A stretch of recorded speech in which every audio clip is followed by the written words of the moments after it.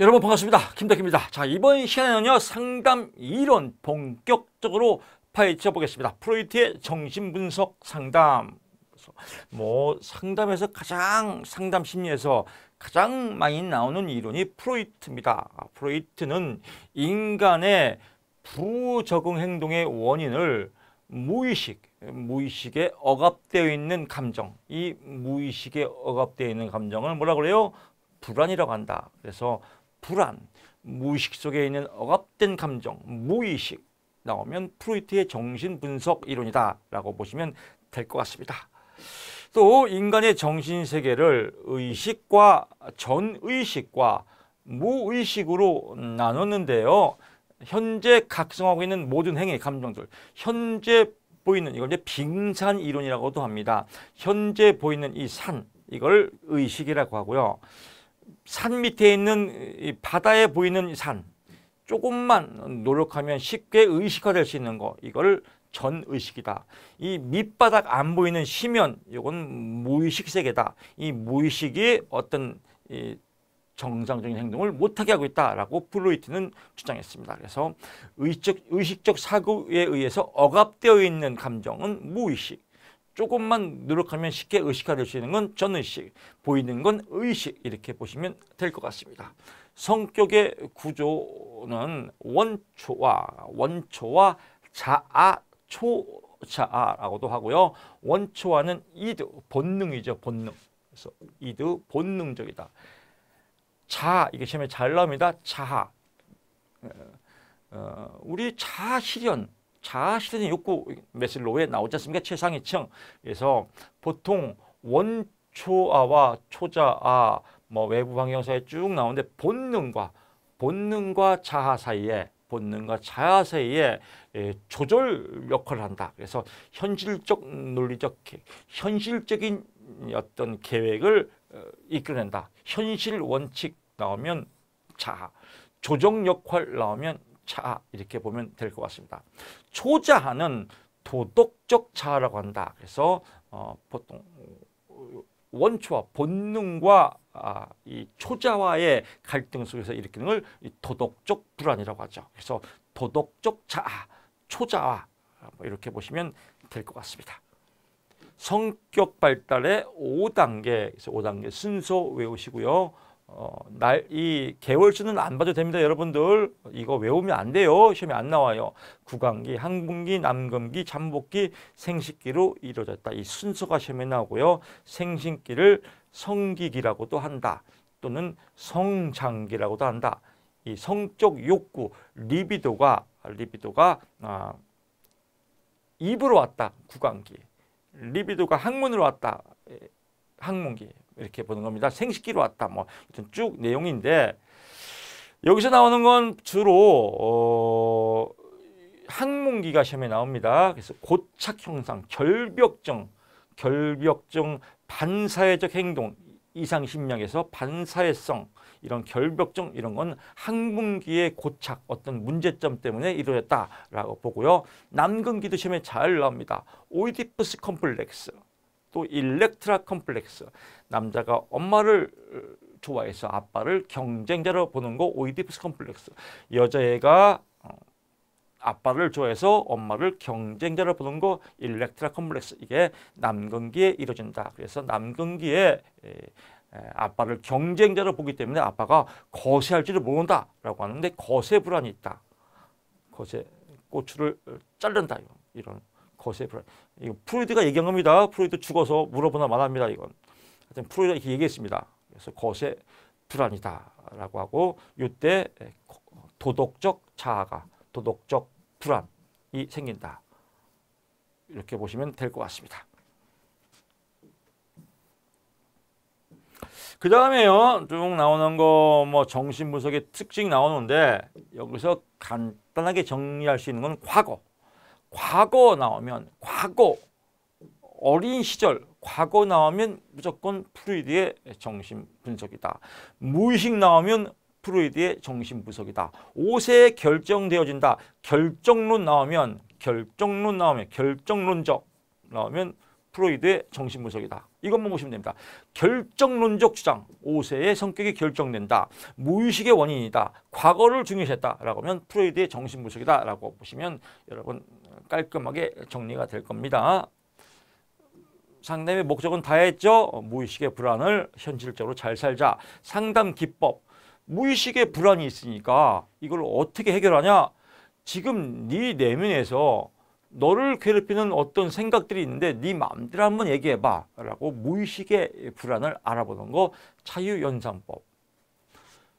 자유연상을 했는데 잘 모르겠어. 아, 얘 안 될 것 같은데 너 잠깐 눈 감아봐.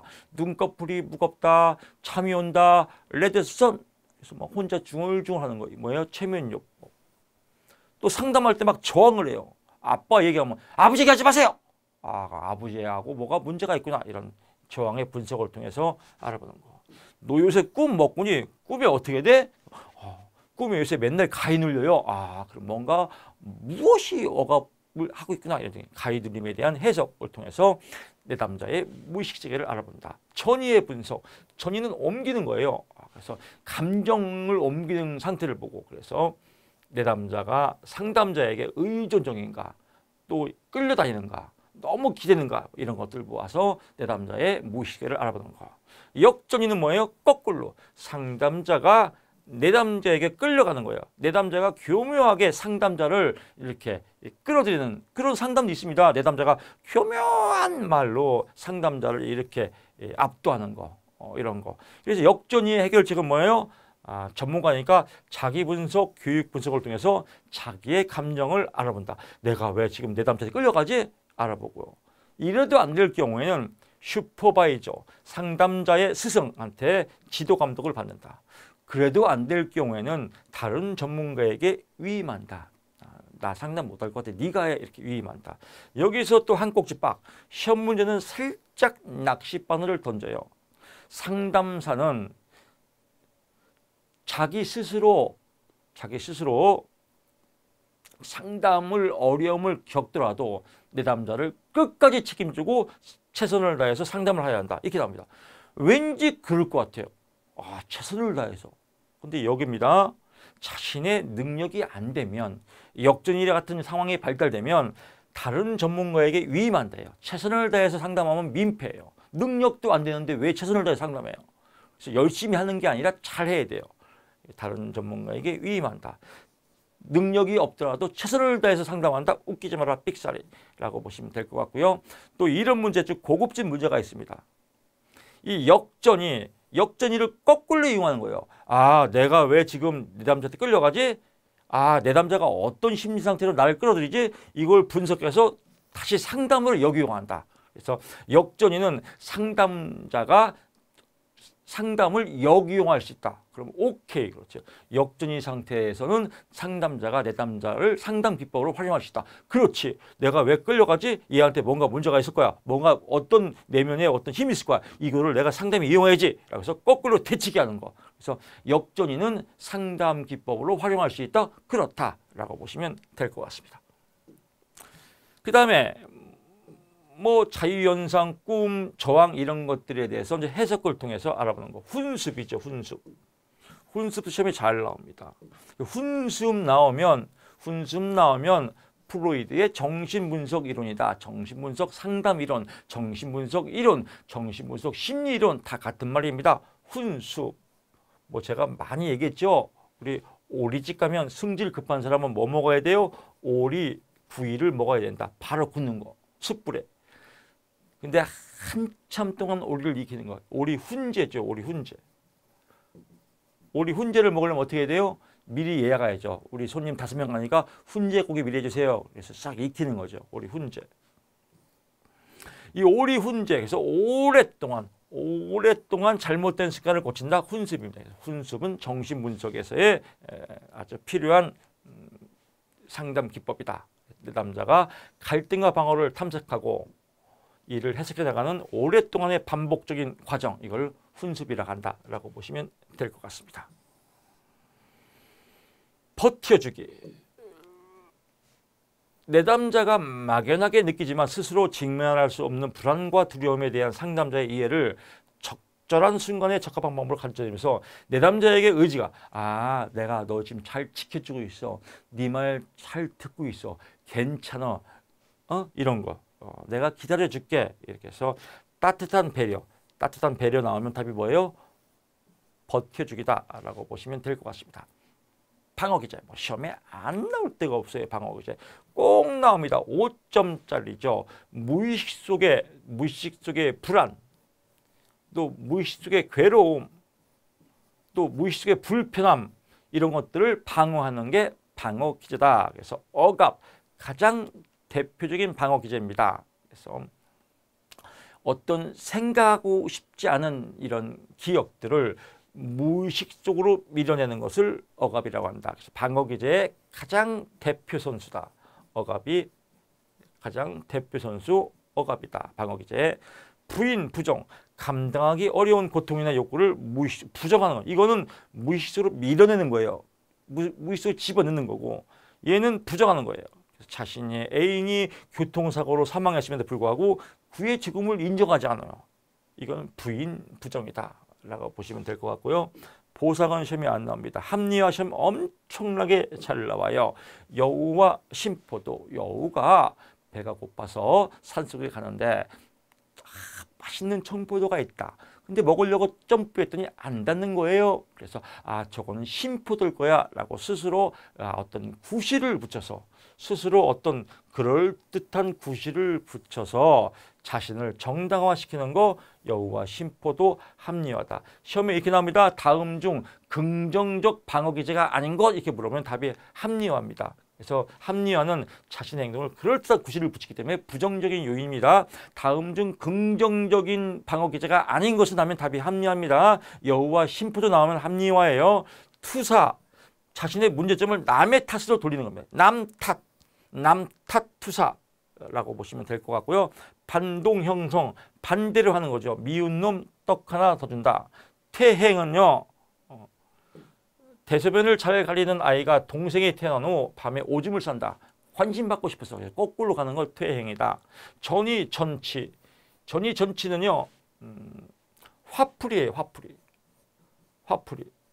그래서 자신이 어떤 대상에 대한 느낀 감정을 덜 위협적인 대상에게 표출하는 거. 우리 시험에는 이렇게 나오죠. 우리 시험에는 형이 어디 갔다 왔는데, 회사를 갔다 왔는데 갑자기 밥을 먹는 동생한테 막 승질을 낸다. 이건 무엇입니까? 전이전치. 대치치환, 바꾸는 거예요. 꽁 대신 닭. 그래서 받아들일 수도 옥구자 충용을 다른 걸로 대치하는 거. 꽁 대신 닭. 승화도 시험에 잘 납니다. 우리 시험에 승화. 정서적 긴장이나 원시적 에너지 투입을 사회적으로 인정, 용납되는 행동으로 표출하는 거. 그래서 폭력적인 사람이 권투 선수 되는 거. 또 예술가가 성적인 욕망을 예술로 승화시키는 거. 승화. 동일시 좋아하는 연예인과 찌찌뽕 따로 사는 거. 주지화. 주지화는요, 지적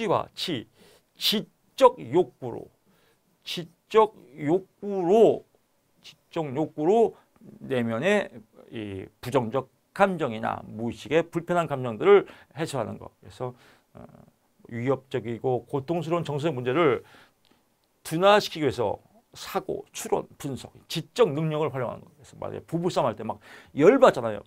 부부싸움 열받을 때, 여보 말하지 마. 나 지금 독서 중이야. 또 남편이, 여보 시끄러. 나 지금 신문 보고 있잖아. 이게 주지화다. 빈 스크린, 텅 빈 스크린이라고 합니다.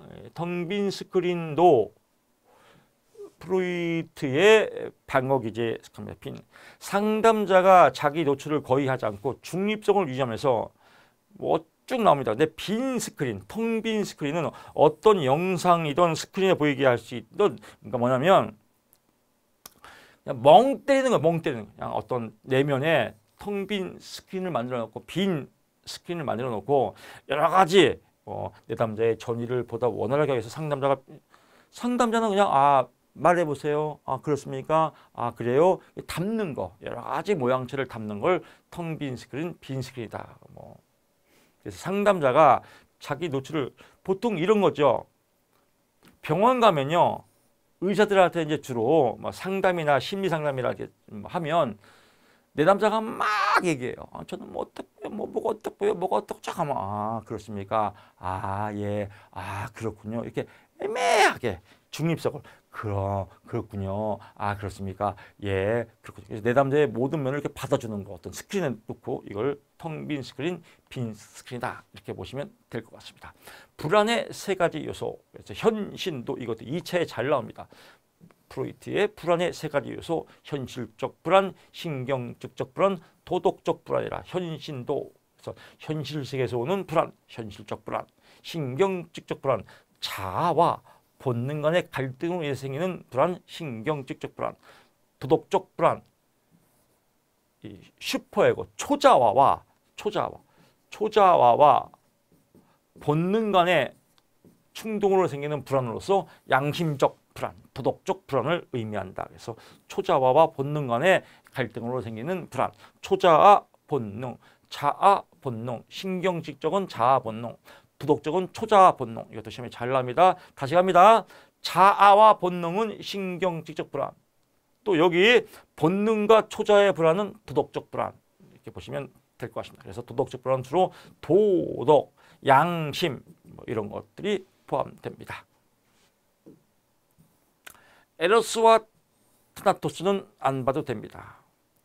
안나 프로이드의 방어기제라고 나오는데 안나 프로이드는 프로이드의 딸이에요. 안나 프로이드는. 그래서 프로이드 딸인데 보통 오이디푸스 쭉 뭐 이런 게 쭉 나와요. 뭐 거세 불안 쭉 나오는데 이 안나 프로이드가 주장한 것은 금욕주의예요. 금욕.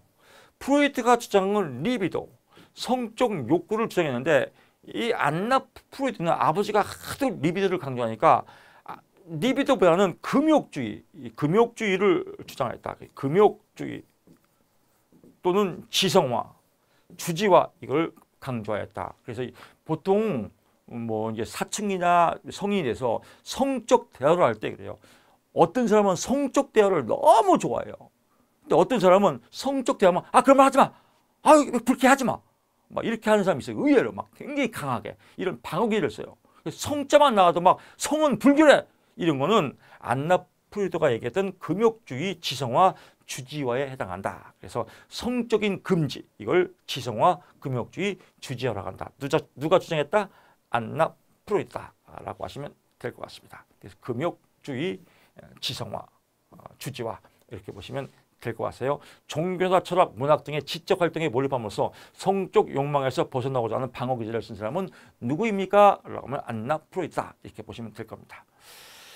자, 뭐 이렇게 쭉 나왔습니다. 그래서 뭐 여기까지 끝내고요. 이 정도만 여러분 보면 프로이트의 어떤 문제가 나와도 여러분들이 다 정답을 체크할 수 있을 겁니다. 심리사회 이론 에릭슨입니다. 그래서 에릭슨 뭐 프로이트와 마찬가지로 자아를 중요시했다. 뭐 쭉쭉 나옵니다. 여기서 발달 단계가 시험 문제 나옵니다. 발달 단계에서 1단계 유아기, 뭐 초기 아동기, 학령정기, 학령기 이 순서대로 나오는데 초기 유아기 때 엄마가 젖을 잘 주고 안 주고에 따라서 젖을 잘 주면 신뢰감, 젖을 안 주면 불신감 생긴다라고 보고요. 또 2단계 초기 아동기에는 내가 한번 똥 싸볼게. 스스로 똥 오줌을 가리면 자율성, 못 가리면 수치심. 학령정기는요. 이렇게 학교 가기 전이죠. 내가 한번 해볼게. 혼자 하면 주도성, 못하면 죄의식. 학교 가면 숙제 잘하면 근면성, 못하면 열등감. 이렇게 보시면 될 것 같습니다.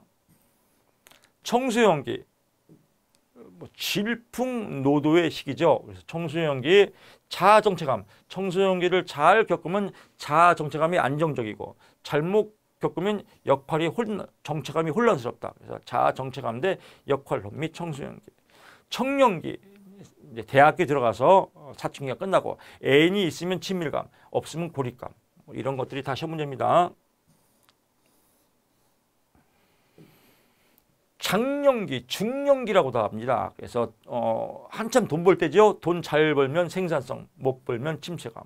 노년기, 잘 익어가면 자아통합, 잘못 익어가면 절망감. 그래서 자아통합과 절망감은 어느 시기입니까? 노년기. 뭐 이렇게 해서 시험 문제 8문제 다 풀어봤습니다.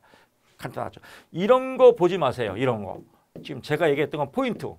이 포인트만 잡으면 돼요. 또 읽지도 마, 제발. 또 이런 거 외우면요. 별거 없어요. 뭐하러 외워요? 다 알려주는데. 친밀감의 고립감은 언제입니까? 성인 초기, 청년기. 성인 초기를 청년기라다. 이렇게만 시험에 나와요. 이거 절대 시험에 안 나와요. 그냥 책이니까 써놓은 거지. 그래서 가급적 솔직히 저는요. 책이 없었으면 좋겠어요. 왜? 없어야 안 보거든요. 없어야. 있으면 꼭 한번 읽어봐요. 이게 시간 낭비거든요. 차라리 책을 안 보는 게 합격에 더 지름길이에요. 왜? 보면 자꾸 보려고 하거든요. 에릭슨의 심리 사회적 발달 단계를 정리하면 이거 시험에 엄청 많이 나옵니다. 여기서 정리 끝내야 돼요. 신뢰감 대 불신감 영아기 때다. 영아기 때는 프로이드의 발달 단계 9단계에 해당한다. 이렇게 연결하고요. 자율성 대 수치감 유아기 때다. 똥을 잘 싸냐 못 싸냐 학문기에 해당한다. 주도성 대 죄의식은 학령 전기다. 즉 학기과의 전 단계다. 그래서 남근기에 해당한다. 근면성 대 열등감은 학령기, 학교 갈 나이죠. 학교 갈 나이다. 그래서 생식기 또는 여기에 잠복기도 겹칩니다. 잠복기, 생식기 같이 겹치는 단계다라고 해서 시험 볼 때는 요게 잘 나옵니다. 주도성 대 죄의식은 프로이트의 어느 단계입니까? 하면 남근기다. 자율성 대 수치심은 언제입니까? 학문기다. 신뢰감 대 불신감은 언제입니까? 구강기. 이 세 개 쌈 틀리고 완고 투고 쓰리고 요게 시험에 잘 나옵니다. 프로이트와 비교할 때 요 단계는 무조건 나오고요. 그래서 자정체감 대 역할 혼미는 청소년기. 또 친밀감 대 고립감은 청년기라고도 하고 성인 초기라고도 합니다. 생산성 대 침체감은 장년기, 중년기 똑같은 말이고요. 자가통합 대 절망감은 노년기다라고 보시면 되고 절대로 좀 나이 좀 외우지 마세요. 안 나오면 시험에 이렇게 보시면 되고요. 융의 분석 심리학, 프로이드 제자예요. 그래서 프로이드의 제자인데 지나치게 성적 측면, 리비도를 강조하는 것에 반대해서 리비도는 뭐예요? 성적 욕구예요. 성적 욕구. 성적 욕구를 지나치게 강조해서 융은 이제 다시 성뿐만 아니라 인간은 인간 정신을 생각하는 의식과 집단 무의식으로 이루어졌다. 그래서 집단 무의식은 융의 분석 심리학, 집단에 대한 어떤 무의식이 있다. 예를 들면 동양의 무의식, 서양의 무의식, 아프리카 무의식, 우리나라의 무의식은 뭐예요? 뭐 제사 문화, 뭐 이런 제사 문화, 유교 문화 이런 것들에 또 무의식의 집단 무의식이 있다. 뭐 이런 것들 이 있다라고 이제 프로이트는 본 겁니다. 프로이트가 아니라 융은 본 겁니다. 그래서 집단 무의식 나오면 융의 분석 심리학이다라고 보면 될 것 같습니다. 그래서 주요 개념을 보게 되면 여기서 강조하는 건 아니마예요. 아니무스 심리학에서 많이 중요하게 생각합니다. 무의식 속에 존재하는 남성의 여성적인 측면. 남자인데 여보 반가워 안녕 이렇게 하는 사람은 아니마. 무의식 속에서 여성의 남성. 여자인데 또 남자처럼 아니머스 이건 아니머스 융의 분석 심리학이 나온다라고 보고요. 페르소나도 시험에 잘 나옵니다. 자아와 가면으로 개인의 외부와 표출 이미지, 자아의 외부에 표출되는 이미지, 가면, 그래서 사회적 가면. 페르소나는 보통 인격의 원형이 페르소나 인격, 사회적 가면을 썼다 인격자. 그래서 가면 자체에 대한 이미지. 페르소나. 현실적인 행동이나 지각에 영향을 미치는 무의식적 감정, 현실적인 행동 또는 시각, 생각에 대해 영향을 미치는 어떤 생각에 영향을 미치는 무의식적인 감정의 관념을 컴플렉스라고 한다. 근데 여러분, 나 컴플렉스가 있어. 이건 잘못된 표현이에요. 그래서 컴플렉스의 원래 뜻은 그냥 현실적인 행동이나 생각에 대해서 내 감정에 반영을 하는 걸 컴플렉스라고 한다. 그래서 감정을 잘 못하는 게 컴플렉스가 있는 거죠. 감정을 잘하면 컴플렉스가 없는 거고요. 이렇게 보시면 될 것 같습니다. 시험에는 이렇게 나와요.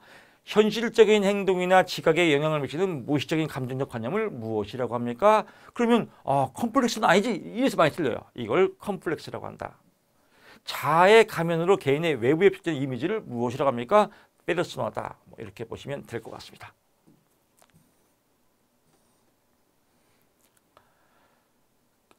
보통 이 융의 융의 분석 심리학, 융의 분석 심리학을 이용해서 만든 성격 검사가 MBTI입니다. MBTI. 마이어스 브리그스의 MBTI 모녀지간이 만든 게 융의 분석 심리학을 기반으로 만든 겁니다. 그래서 자아 형태에 따라서 외향적이냐 내향적이냐, 그래서 또는 사고형이냐 감정형이냐 감각형이냐, 사고 감정이냐 감각 직관이냐, 또는 판단 인식이냐, 또 외형 내형이냐, 이런 걸 이제 분석 심리학에서 이용해서, 그러니까 분석 심리학을 이용한 심리 검사 도구는 무엇입니까? 라고 하면 답이 MBTI입니다. 참고적으로 페르소나는 자아의 가면 나왔고요. 또 성격의 발달은 자기 실현이다, 이런 상식적인 내용입니다. 자, 여기까지 끝냈고 이제 아들러의 개인주의 상담입니다. 아들러도 프로이트의 제자입니다. 프로이트 제자하다가 또 별도로 나왔습니다. 그래서 리비도 성만 있는 게 아니다. 성도 있고 그 다음에 일도 해야 된다. 어디에서? 사회 속에서. 그래서 사회적 관계를 중요시하였다. 그래서 사회적 관계 나오면, 사회에 나오면 무조건 아들러의 개인주의다. 일도 해야 된다. 또 성도 중요하다. 그래서 일, 성, 사회 이 세 가지가 아들러 개인주의의 주요 과제이다. 다음 중 아들러 개인주의 상담의 주요 과제가 아닌 것은 1번 성, 2번 일, 3번 사회, 4번 떡볶이. 그럼 답이 떡볶이가 답이겠죠. 라고 보시면 될 것 같고요. 문제점은 인간의 내면에 갖고 있는 열등감이다. 그래서 아들 못 낳아서 열등감이다. 제가 기초에서 많이 했죠. 진짜 열등감이 아니라 그게 외우라는 겁니다. 그래서 열등감이다. 그래서 상담의 목적은 열등감 극복, 우월감 추구다. 이렇게 보시면 될 것 같습니다.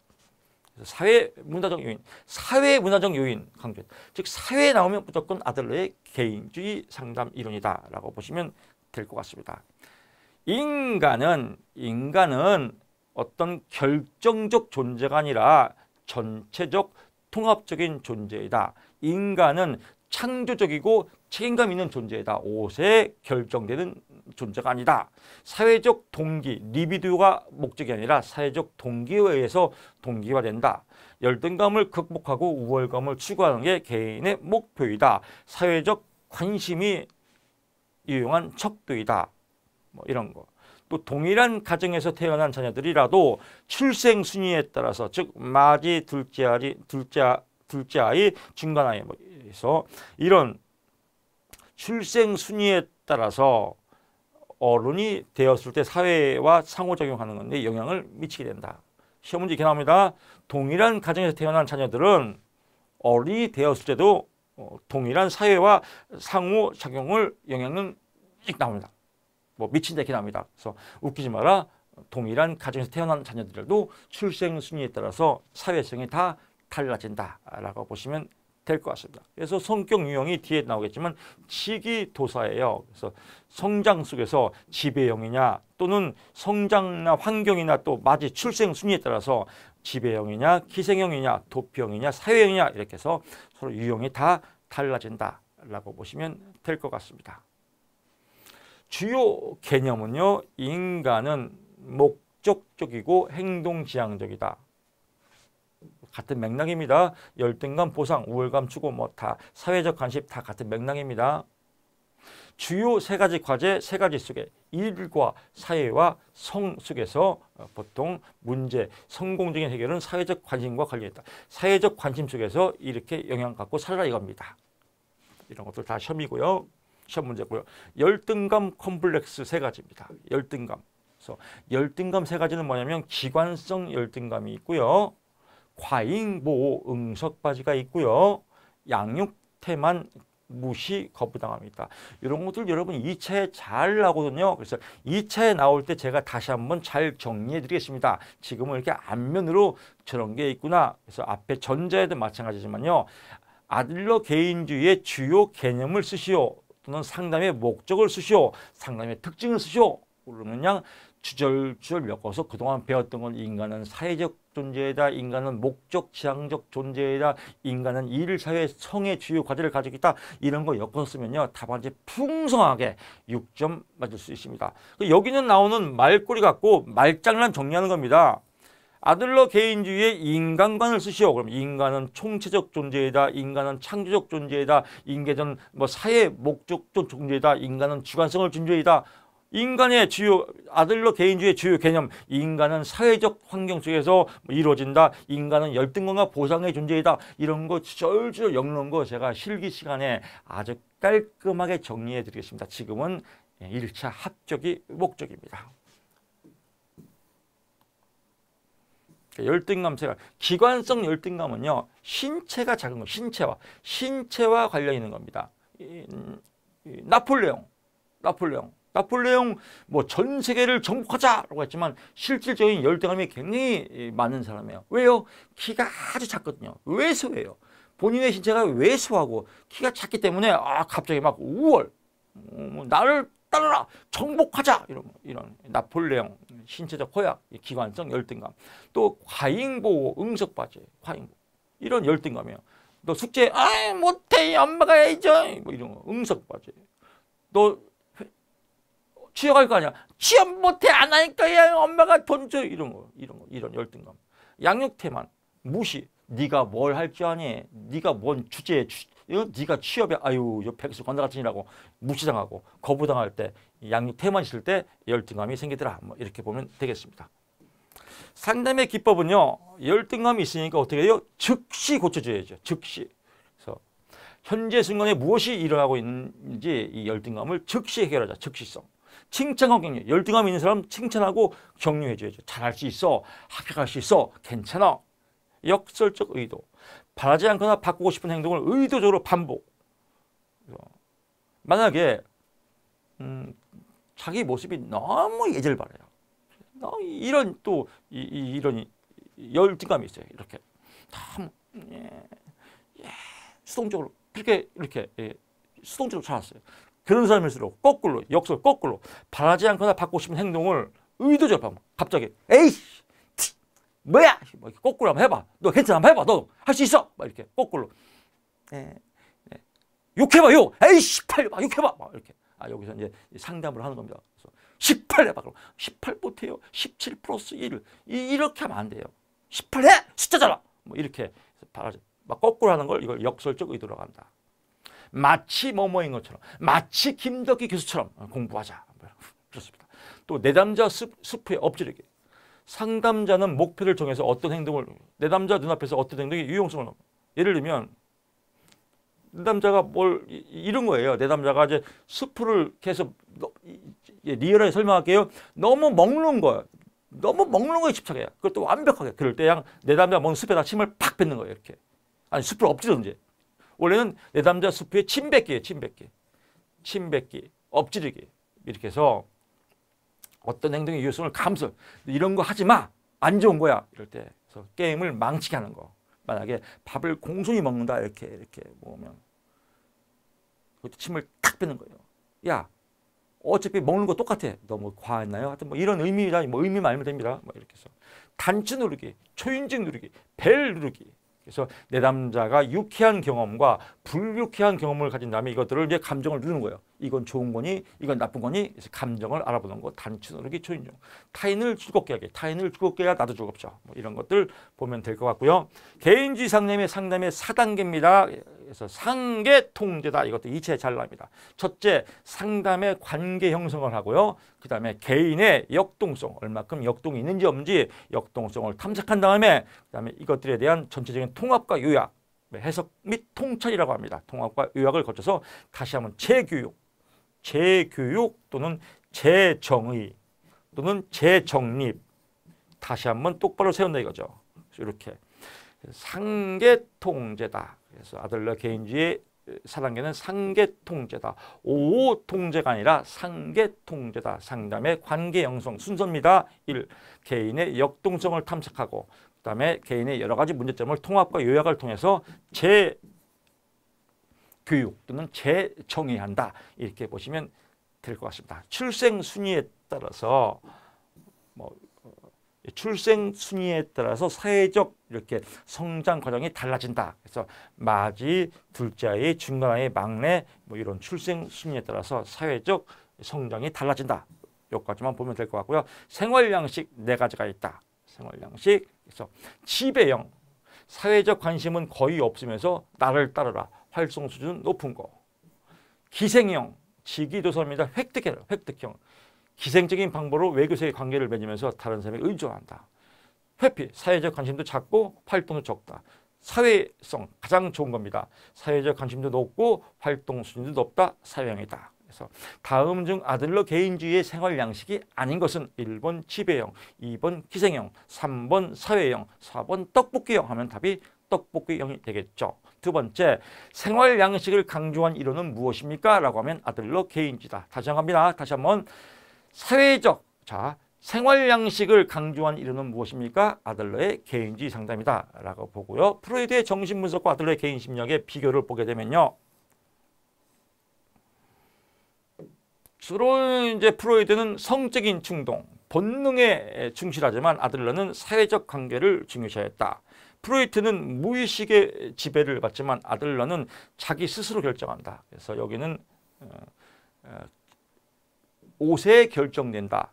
아들러는 자기 스스로 결정한다. 프로이트는 환원주의, 보통 생물학적 존재다라고 하는데 아들러는 인간은 통합적, 총체적 존재다라고 보시면 될 것 같습니다.